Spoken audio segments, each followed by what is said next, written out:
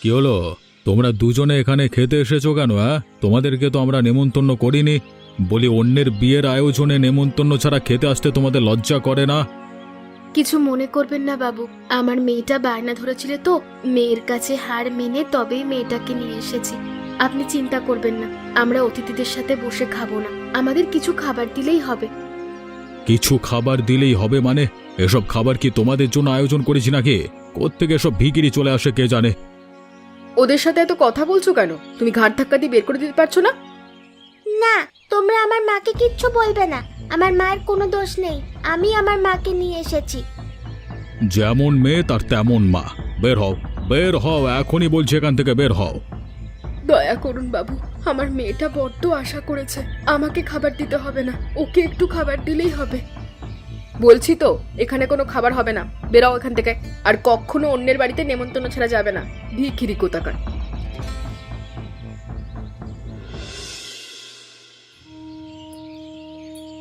আমি কতবার বলেছি বিয়েতে যাওয়ার প্রয়োজন নেই, তুই আমার কথা শুনলি না। এখন দেখলি তো এতগুলো লোকের সামনে কিভাবে ঘাট ধাক্কা দিয়ে বের করে দিল।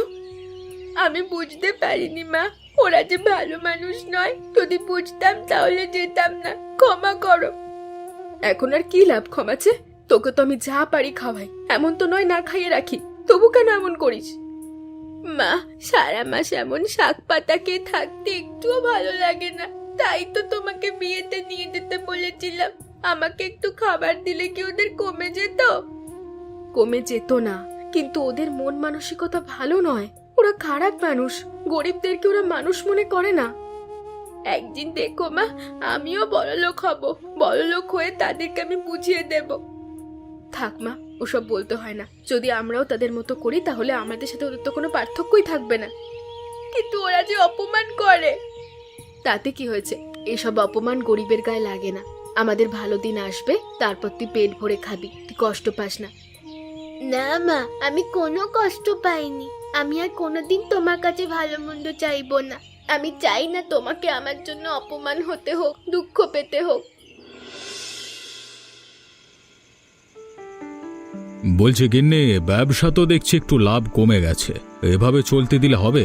এবার কি করা যায় বলো তো? টাকা পয়সা তো হাতে আনতে হবে। তা তো আনতে হবেই। এত বড় একটা বিয়ের আয়োজন করে ফেলেছি, সেখানে কতগুলো টাকা গেল, সেই টাকাগুলো এখন তো জমাতে হবে। আমি ভাবছি হোটেলগুলোতে এখন থেকে টাটকা সবজি আর দেওয়া যাবে না। টাটকা শাকসবজির কথা বলছো তুমি? তুমি আবার হোটেলে কবে থেকে টাটকা শাকসবজি দাও? সব তো ওই বেঁচে যাওয়া আর পচা শাকসবজি ব্যবহার করো। ওটাই আমার কাছে তাজা। আমি ভাবছি এখন থেকে সবকিছুতেই ভেজাল মেশাবো, দেখবো আরো কম দামে কিছু পাই। শাকসবজি থেকে মাছ মাংস সবকিছুই কম দামে আনতে হবে। ঠিক আছে, তাই করো। আর তাছাড়াও যাদের কাছ থেকে সুদের টাকা বাকি, তাদের থেকে সুদের টাকাগুলো উসুল করো, নাহলে জায়গা জমি কিনে নাও। আমিও সেটাই চিন্তা করেছি। গরিবেরা আমার কাছ থেকে টাকা নেয়, অথচ সুদ দেওয়ার নাম নেই। এদিকে আমি যে কিভাবে চলছি আমিই জানি। এত বকাবকি না করে যা বলেছি সেটা করো তো। আর কাল থেকে হোটেলে ভেজালে জিনিসপত্র দিলে আমাদের অনেক টাকা বেঁচে যাবে, বুঝলে? কিন্তু লোকজন যদি টের পেয়ে যায়? টের পাবে কি করে? তোমার কি একটা হোটেল? কতগুলো হোটেল, প্রতিদিন কত মানুষের আনাগোনা। এত মানুষের মধ্যে কোনটা আসল কোনটা ভেজাল এসব ঠিক করা যায় নাকি? ঠিক বলেছ তুমি, তাহলে এবার থেকে আমরা সেটাই করব। আর বলো না ভাই, কি হয়েছে জানো তো? ওই ভিখিরি অনুষ্কা এবং অনুষ্কার মেয়ে গিয়েছিল ভাস্কর বাবুর বিয়ের আয়োজনে বিনা নেমন্তন্নে। হ্যাঁ, ভাস্কর বাবু এমন অপমান করেছে আর জীবনে নেমন্তন্ন গিলতে যাবে না। কি বলো ভাই, ওদের খাবারের এতই অভাব যে বিনা নেমন্তন্নে চলে গেল, এটা একদম ঠিক হলো না। সেটাই তো, ঠিক হবে কিভাবে? এত বড় একটা বিয়ের আয়োজন, সেখানে বিনা নেমন্তন্নে চলে গেল ভাস্কর বাবু এবং তার স্ত্রী একদম ঘাড় ধাক্কা দিয়ে বের করে দিয়েছে। ভালোই হয়েছে, এখন থেকে আর বিনা নেমন্তন্নে কোথাও যাবে না ওরা। এমন শিক্ষা দিয়েছে না। হ্যাঁ, কেউ যদি নেমন্তন্ন করে তাহলে সেখানে যেতে সাহস পাবে না। নিশ্চয়ই কষ্ট পেয়েছে। পাবে না তো কি? বুঝতেই তো পারছো অনুষ্ঠানে কত লোক ছিল, তাদের মধ্যে ভিখিরির মতো ওদেরকে বের করে দিল। হ্যাঁ হ্যাঁ। হ্যাঁ, তুমি আবার ভিখিরির মতো বলছো? ওরা তো ভিখারি কিছু আছে নাকি? ওদের মতো মানুষের বাড়িতে কাজকর্ম করে সংসার চালায়, কাজকর্ম না করতে পারলে না খেয়ে থাকে, তাহলে তো ওরা বিনা নেমন্তন্নে যাবেই। ঠিক কথাই বলেছ। তাছাড়া এত ভালো মন্দ খাবার কবেই বা খেতে পেরেছে ওরা। যদি ওরা খাবার খেতে পারতো সেটা তো ওদের কপাল ছিল গো, কপাল। ওদের একদম লাজ লজ্জা কিছুই নেই। আমরা এসব পারি না বাবু। কিভাবে পারে এরা বিনা নেমন্তন্নে অন্যের বাড়িতে গিয়ে খেতে বসে পড়তে কে জানে। এই শোনো শোনো, পেটে যদি ক্ষুধা থাকে তাহলে লাজ লজ্জা থাকে না। তাছাড়া একটু কথার বিনিময়ে পেট ভরে খাবার তো খেতে পারবে। পেরেছে না একদম পেট ভরে খাবার খেতে। এমন অপমান করেছে যে একদম পেট ভালোভাবেই ভরে গেছে, বাকি এক সপ্তাহ খাবার না খেলেও চলবে। একদম ঠিক কথা বলেছ, অপমান করে ভালোই করেছে। বাকি এক সপ্তাহ আর খাবার খেতে হবে না, টাকাও বেঁচে যাবে। নে মা, আর দেরি করিস না, আমাকে একটু হাতে হাতে সাহায্য করে দে তো। তাহলে দেখবি দোকানটা অনেক গোছগাছ করে ফেলেছি। হ্যাঁ মা, তুমি চিন্তা করো না, তোমাকে আমি সব করে দেব। আমি সব কাজ পারি। এতটা বড় নই আমি যে বুঝতে পারবো না কোনটা কিভাবে করতে হবে। ও মা, তাই নাকি?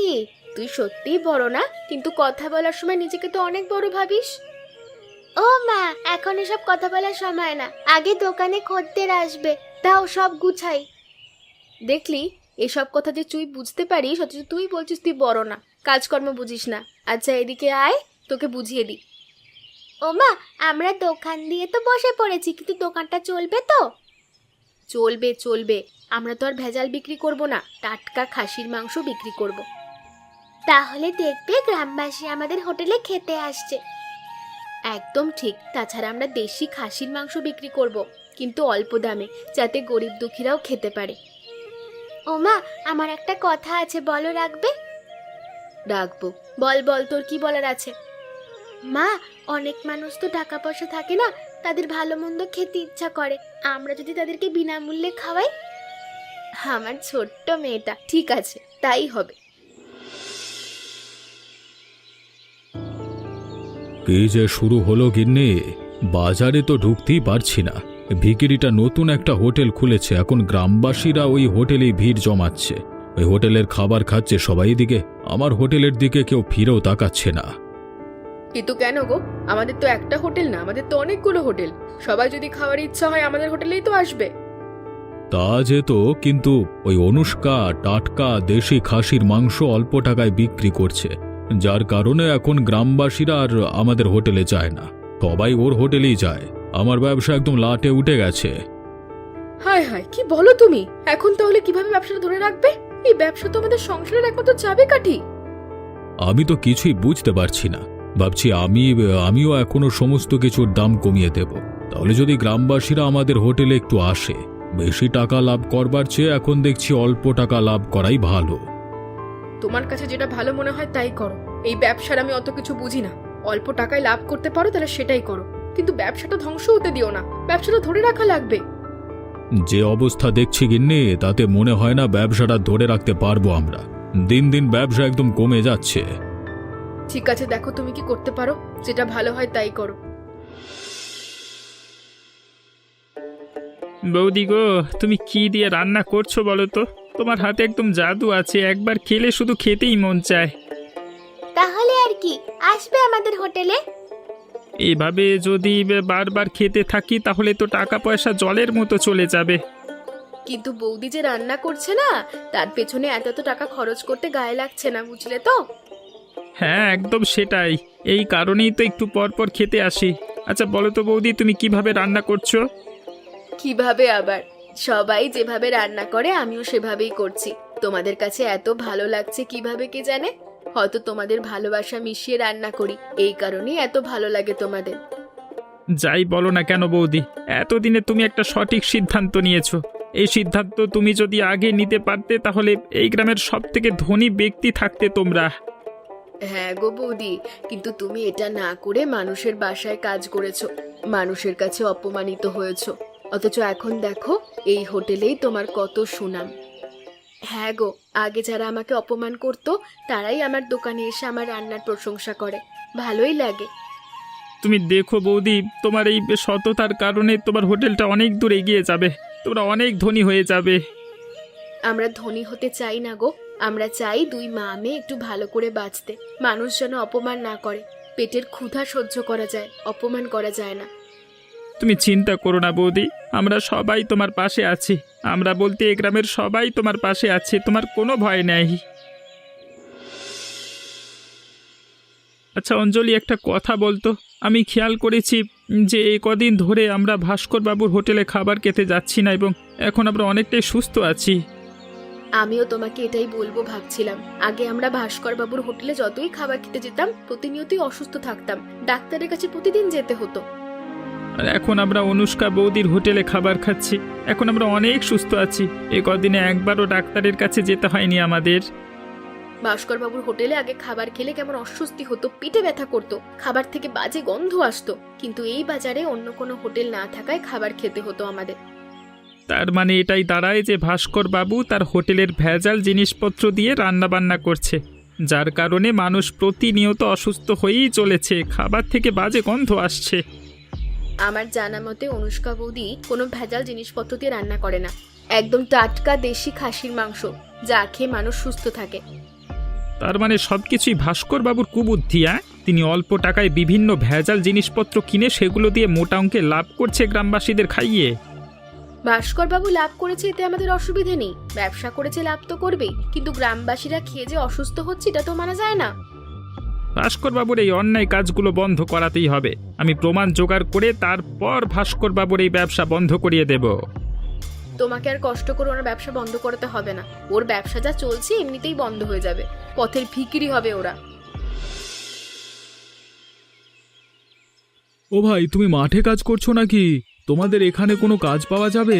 যদি কাজ পাওয়া যায় তাহলে আমাকে একটু জানাও তো।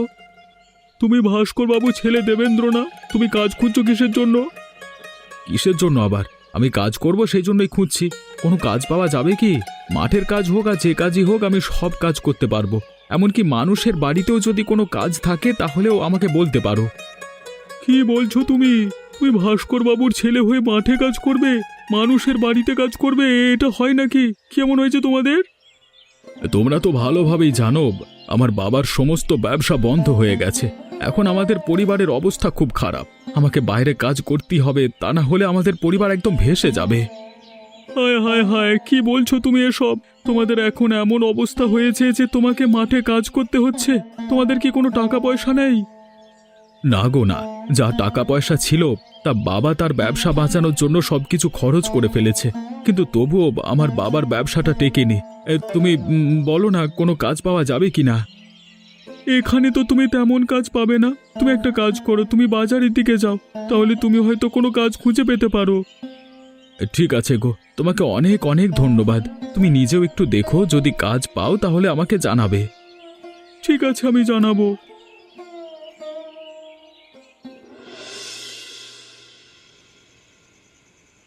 বাবু, আপনার এই কি অবস্থা হয়েছে?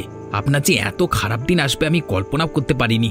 শুনেছি আপনার ছেলে দেবেন্দ্র নাকি এখন মাঠে মাঠে কাজ খুঁজে বেড়াচ্ছে। কি আর করব বল, আমি এ বয়সে মাঠে তো আর কাজ করতে পারছি না, তাই ছেলেটাকে কাজ করতে যেতে হচ্ছে। আমার যে কি অবস্থা হলো! হঠাৎ করে আপনার এত অবনতির কারণটা কি? সে কারণ বলবার জন্যই তো তোমাকে আমি ডেকেছি। এ অনুষ্কার হোটেলটার জন্য আমার সমস্ত ব্যবসা বন্ধ হয়ে গেছে। গ্রামবাসীরা সবাই আমার বিপক্ষে চলে গেছে। শুনেছি অনুষ্কার অবস্থা তো বেশ ভালোই হয়েছে, নতুন বাড়ি করেছে, এখন মাটিতে পাও পারে না, এত বড় লোক হয়ে গেছে। হ্যাঁ, তোমাকে আমি একটা কাজ দেব, যদি তুমি করতে পারো তাহলে তোমার নামে আমি কিছু জমি লিখে দেব। আমার তো এ সময় হাতে পয়সা নেই, তাই নগদ অর্থ দিতে পারছি না। ও নিয়ে আপনি চিন্তা করবেন না, আপনি বলুন কি কাজ করতে হবে।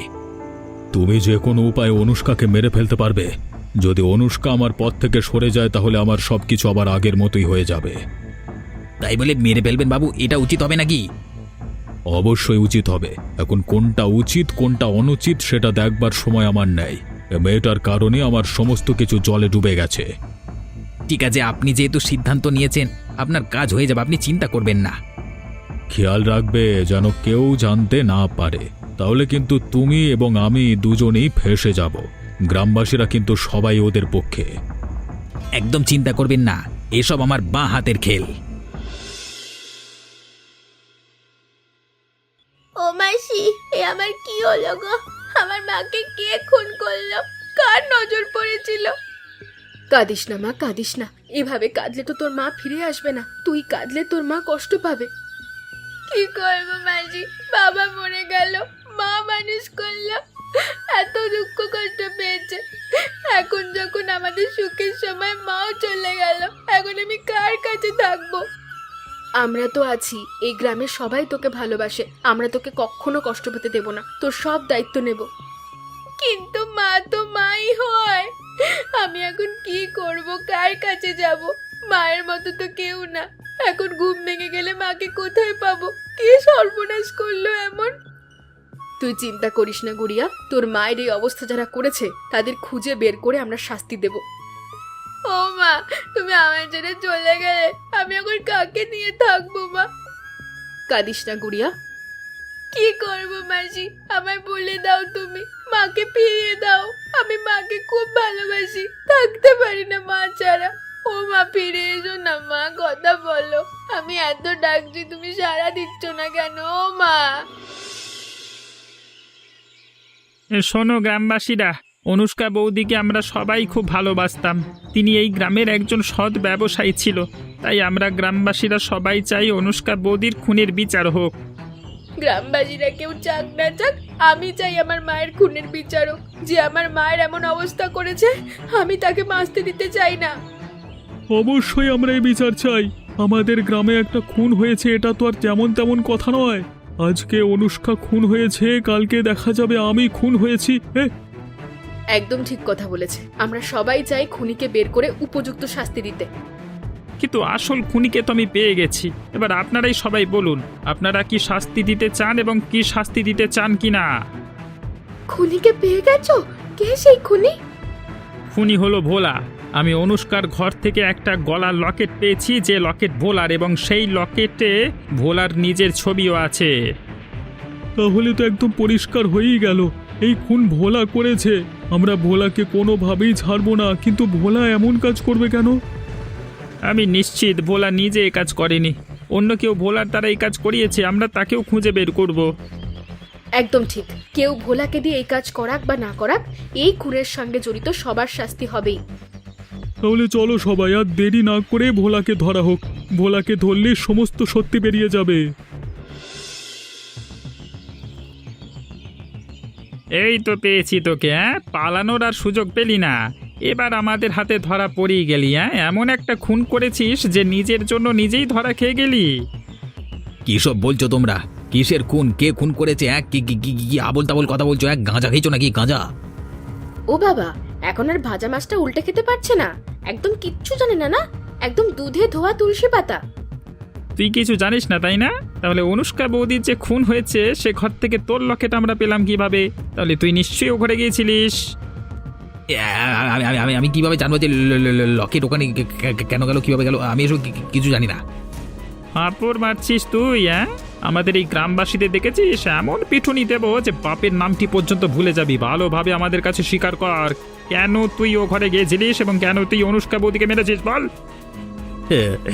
না না, তোরা দয়া করে মেরো না। আমি এই কাজ আমি নিজে করে নিই। আমাকে সমস্ত কিছু ভাস্করবাবু করতে বলেছে। হ্যাঁ, বলেছে এই কাজ যদি আমি করে দিই, বিনিময়ে আমাকে জমি রেখে দেবে তিনি। হ্যাঁ, শুনেছ সবাই? তাহলে এই খুনের পেছনে ভাস্কর বাবুর হাত রয়েছে। তুই চল আমাদের সাথে, আজকেই ভাস্কর বাবুর শেষ দিন। তোকেও ছাড়া হবে না, ভাস্কর বাবুকেও ছাড়া হবে না। ছেড়ে দাও, আমি তো নিজের ইচ্ছা কাজ করিনি। তোকে তো ভাস্কর করতে বলেছিল, আমাকে বলেছিল। এটা ছেড়ে দাও। যতটুকু দোষ তোর, ততটুকু দোষ ভাস্কর বাবুর নিজেরও। চলো সবাই, আমরা সবাই মিলে ভাস্কর বাবুর বাড়ির দিকে যাই। তুমি এখন একা একা এই হোটেলে কাজ করছো? তুমি তো বাচ্চা মেয়ে, একা একা কাজ করতে পারবে তো? আপনি কে? আপনাকে তো ঠিক চিনলাম না।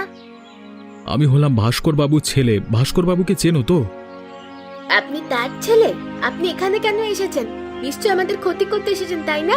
আপনার বাবার কথাতেই তো আমার মাকে খুন করা হয়েছে, এখন আপনি আবার এখানে এসেছেন? না না, তুমি একদম ভুল ভাবছো। আমি তোমাদের ক্ষতি করতে এখানে আসিনি। আমি এসেছি তোমার কাছে ক্ষমা চাইতে। আমি কখনোই আমার বাবার পক্ষে ছিলাম না। আমি বিশ্বাস করি না। আপনি নিশ্চয়ই এখানে ক্ষতি করতে এসেছেন, না হলে আপনি এখানে আসবেন কেন? আমার একটা কাজের খুব প্রয়োজন। আমার সংসারটা খুব অভাব অনটনে চলছে। আমার বাবার কথা তো জানোই, সে তো মারা গেছে। এখন বৃদ্ধ মাকে নিয়ে আমার সংসার। তুমি কি একটা কাজ আমাকে দেবে? কিন্তু আপনাকে কাজ দিলে আপনি যে কোনো ক্ষতি করবেন না তার আমি নিশ্চিত নই। দেখো, ক্ষতি যদি করতাম তাহলে অনেক আগেই করতে পারতাম। আমার বাবা মারা গেছে, এখন একটা কাজ খুব প্রয়োজন আমাদের। ঠিক আছে, আপনি যখন এত করে বলছেন তাহলে কাজে রাখছি। তাছাড়া আমার মা সব সময় বলতো সবার সাহায্য করতে। আমি আমার মায়ের কথা শুনবো। আমিও তোমাকে কথা দিচ্ছি, আমি তোমার এই উপকারের ঋণ কোনো দিন ভুলব না। আমি নিজের চেষ্টায় এই হোটেলকে অনেক দূর এগিয়ে নিয়ে যাব। আমার অনেক সাহায্য হলো। আমিও একা একা হোটেলের কাজ করতে পারছিলাম না, আপনি এসেছেন, অনেক ভালো হলো। তোমাদের সবাইকে অনেক ধন্যবাদ গো। তোমরা না থাকলে আমি আমার হোটেলটা ঠিকমতো চালনা করতে পারতাম না। এটা আমার মায়ের শেষ স্মৃতি।